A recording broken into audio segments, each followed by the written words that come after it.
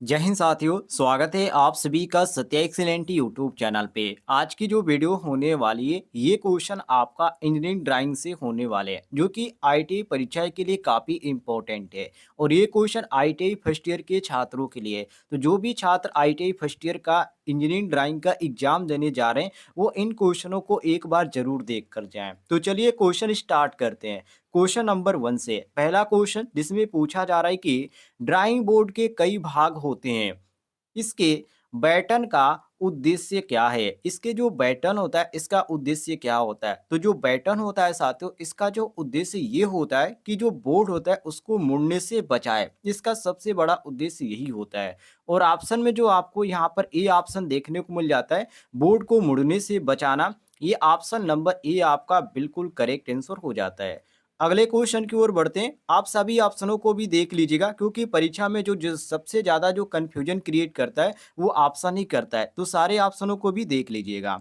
अगला क्वेश्चन है जिसमें यहाँ पर पूछा जा रहा है कि ड्राइंग बोर्ड का वह भाग जिस पर टी स्क्वायर का स्टॉक स्लाइड करता है, आगे यहाँ पर खाली स्थान है और यहाँ पर कहा जा रहा है कि कहलाता है। A option baton, B option sleep, C option ebony edge और डी ऑप्शन दिया गया कोई में नहीं। तो साथियों यहाँ पर सही हो जाता है आपका ऑप्शन नंबर सी, जिसको एबोनी एज के नाम से जाना जाता है। सी ऑप्शन आपका क्वेश्चन के अनुसार करेक्ट आंसर हो जाएगा। आगे बढ़ते हैं, अगले क्वेश्चन को देखिए। अगला क्वेश्चन इसमें पूछा जा रहा है कि ड्राइंग बोर्ड में प्रयोग होने वाली लकड़ी में कौन सा गुण नहीं होना चाहिए। ए ऑप्शन नरम लकड़ी, बी ऑप्शन अच्छी तरह उपचारित, सी ऑप्शन गांठों वाली नई लकड़ी और डी ऑप्शन है कोई भी नहीं। तो साथियों यहाँ पर सही हो जाता है ऑप्शन नंबर सी, गांठों वाली नई लकड़ी। सी ऑप्शन आपका क्वेश्चन के अनुसार करेक्ट आंसर हो जाएगा। सभी लोग मिला लीजिएगा। आगे बढ़ते हैं, अगले क्वेश्चन को देखिए। अगला क्वेश्चन इसमें पूछा जा रहा है कि टी स्क्वायर का माप लिया जाता है। ए ऑप्शन हेड की लंबाई से, बी ऑप्शन ब्लेड की लंबाई से, सी ऑप्शन ब्लेड की चौड़ाई से, डी ऑप्शन इनमें से कोई नहीं। तो टी स्क्वायर जो होता है साथियों, इसका जो माप लिया जाता है ब्लेड की लंबाई से लिया जाता है। ऑप्शन नंबर बी हमारा क्वेश्चन के अनुसार करेक्ट आंसर हो जाएगा। आगे देखिए अगले क्वेश्चन को, जिसमें पूछा जा रहा है कि टी1 साइज की टी स्क्वायर की लंबाई होती है, मतलब इसका जो लंबाई होता है एमएम में लिया जाता है टी1 साइज की जो टी स्क्वायर होते हैं, और इसमें पूछा गया कि वो कितना एमएम होता है। तो साथियों ये जो होता है ये 1000 एमएम होता है। कितना होता है? 1000 एमएम। इसको आप नोट कर लीजिएगा। और यहाँ पर आपको 1000 देखने को मिलता है। Option number B correct answer. आगे बढ़ते हैं, अगले क्वेश्चन को देखिए जिसमें पूछा जा रहा है कि टी स्क्वायर का कौन सा भाग ड्राइंग बोर्ड के बुकिंग एज पर स्लाइड करता है। हेड या ब्लेड या एबोनी या कोई नहीं। तो साथियों यहाँ पर आपका ए ऑप्शन सही हो जाता है क्योंकि जो स्लाइड जो होता है, जो स्लाइड जो करता है बुकिंग एज पर, उसको हम हेड बोलते हैं। ऑप्शन नंबर ए हमारा क्वेश्चन के अनुसार करेक्ट आंसर हो जाता है। आगे देखिए अगले क्वेश्चन को, जिसमें यहाँ पर पूछा जा रहा है कि क्वेश्चन थोड़ा सा लंबा है, मैं इसको जूम कर देता हूँ, ध्यान से देखिएगा। इसमें पूछा जा रहा है कि केवल टी स्क्वायर का प्रयोग करते हुए जिस प्रकार की लाइनें खींची जा सकती है उनका चयन कीजिए। ए ऑप्शन सीधी समांतर लाइनें, बी ऑप्शन खड़ी समांतर लाइनें, सी ऑप्शन झुकी हुई समांतर लाइनें और यहाँ पर दिया गया डी ऑप्शन केंद्रित समांतर लाइनें। तो इसमें आपका सही होता है ऑप्शन नंबर ए, जिसको सीधी समानांतर लाइनें के नाम से जाना जाता है। ये ऑप्शन आपका सही हो जाएगा, यहाँ पर मिला लीजिएगा।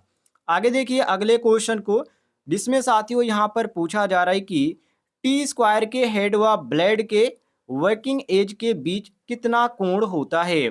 450 अंश का या 60 अंश का या 750 अंश का या 900 अंश का। तो इसमें जो इसका जो कोण बनता है वो 900 कितना होता है, 900 का बनता है। इसको ध्यान रखिएगा। और ये आपका वर्किंग एज के बीच जो होता है ये बनता है, इसको भी ध्यान रखिएगा। ऑप्शन नंबर डी आपका बिल्कुल करेक्ट आंसर हो जाएगा।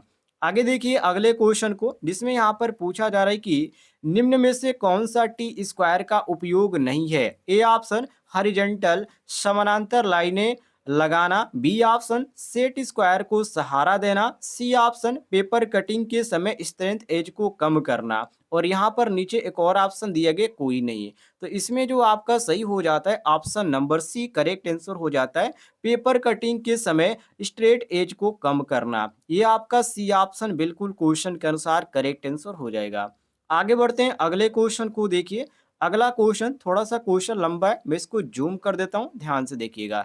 इसमें पूछा जा रहा है कि टी स्क्वायर की सहायता से साइट स्क्वायर द्वारा कई प्रकार की लाइनें खींची जाती है। साइट स्क्वायर द्वारा खींची जा सकने वाली लाइनें का चुनाव करो। ए ऑप्शन हॉरिजॉन्टल लाइनें, बी ऑप्शन वर्टिकल लाइनें, सी ऑप्शन समानांतर लाइनें, और यहाँ पर दिया गया डी ऑप्शन उपर्युक्त सभी। तो साथियों यहाँ पर आपका बी ऑप्शन सही हो जाएगा, क्योंकि इसमें जो यहाँ पर स्क्वायर की यहाँ पर बात किया जा रहा है वो भी यहाँ पर साइड स्क्वायर द्वारा, तो इसमें जो यहाँ पर खींची जाती है वर्टिकल लाइनें खींची जाती है। ऑप्शन नंबर बी हमारा करेक्ट आंसर हो जाएगा।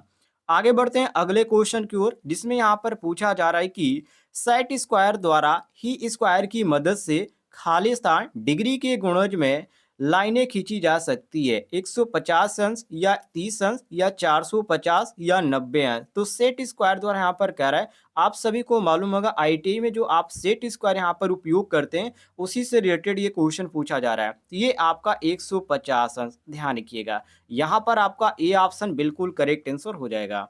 अगले क्वेश्चन की ओर बढ़ते हैं। अगला क्वेश्चन आपके सामने, जिसमें पूछा जा रहा है कि प्रोटेक्ट अर्थात जिसको चांदा हम बोलते हैं, कोण मापने का उपकरण है। डिग्री में कोण मापता है ये, या रेडियन में कोण मापता है, या मिनट में कोण मापता है। तो ये सबसे इजी है, आप सभी को मालूम होगा। जैसे कि 90 अंश यहाँ पर होता है तो ये तो आपका कोण ही हो जाता है, लेकिन ये डिग्री में भी मापता है। आप चांदा को ध्यान से देखिएगा। तो ऑप्शन नंबर ए जो आपको देखने को मिलेगा ये आपका ए ऑप्शन करेक्ट आंसर हो जाएगा। आगे बढ़ते हैं अगले क्वेश्चन की ओर, जिसमें पूछा जा रहा है कि प्रोटेक्टर से कितनी शुद्धता से कोण मापे व बनाए जा सकते हैं। ए ऑप्शन 1.50 या 0.50, और यहाँ पर दिया गया 10 और यहाँ पर दिया गया 20। तो साथियों यहाँ पर सही हो जाता है ऑप्शन नंबर सी, जो कि 10 जो कोण मापे और बनाए जा सकते हैं। Option number C correct answer हो जाएगा।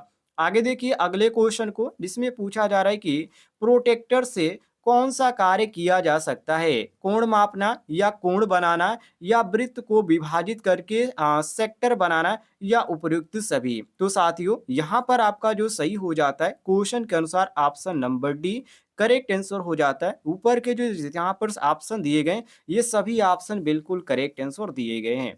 अगले क्वेश्चन की ओर बढ़ते हैं। अगला क्वेश्चन आपके सामने, जिसमें पूछा जा रहा है कि प्रोटेक्टर बनाने के लिए किस पदार्थ का उपयोग किया जाता है। तो इसमें जो उपयोग किया जाता है वो आपका होता है सेलुलोनाइड। क्या होता है साथियों? सेलुलोनाइड, जो कि ऑप्शन में आपको यहाँ पर देखने को मिल जाता है। ऑप्शन नंबर बी बिल्कुल करेक्ट आंसर। आगे बढ़ते हैं अगले क्वेश्चन की ओर, जिसमें यहाँ पर पूछा जा रहा है कि इंजीनियरिंग तकनीकी ड्राइंग में पेंसिल का चुनाव इस आधार पर किया जाता है। पेंसिल की लंबाई के आधार पर, या पेंसिल का व्यास के आधार पर, या पेंसिल के ग्रेड के अनुसार पर, या सिक्के के रंग के अनुसार। देखिए आप जब भी यहाँ पर पेंसिल यहाँ पर उपयोग करते हैं ड्राइंग बनाते समय, तो आप यहाँ पर ग्रेड के अनुसार अर्थात पेंसिल के ग्रेड के अनुसार आप इसको उपयोग में लाते हैं। तो यहाँ पर जो आपको देखने को मिल रहा है ऑप्शन नंबर सी, ये बिल्कुल क्वेश्चन के अनुसार करेक्ट आंसर हो जाता है।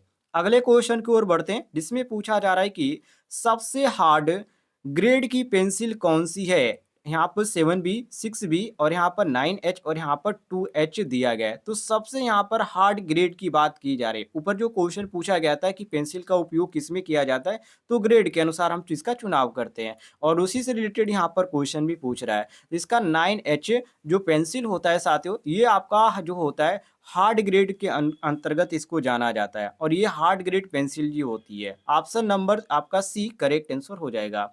आगे देखिए अगले क्वेश्चन को, जिसमें यहाँ पर पूछा जा रहा है, क्वेश्चन थोड़ा सा लंबा है, जूम कर देते हैं।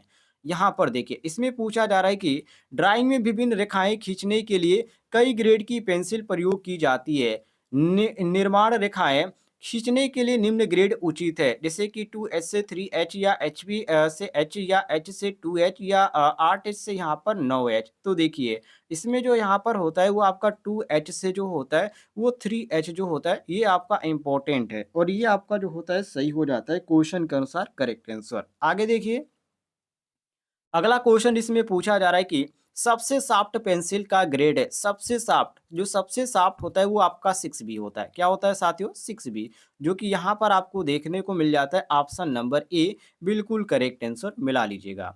अगला क्वेश्चन आपके सामने जिसमें पूछा जा रहा है कि पेंसिल के लेड की हार्डनेस इस प्रकार निर्भर करती है, जो कि यहाँ पर ओ लाइन की मात्रा दिया गया और यहाँ पर दिया गया सिक्के की मोटाई, और सी ऑप्शन है ग्रेफाइट की मात्रा और डी ऑप्शन है पेंसिल की लंबाई। तो साथियों, यहाँ पर आपका जो सही हो जाता है ऑप्शन नंबर ए, बिल्कुल करेक्ट आंसर हो जाता है, मिला लीजिएगा।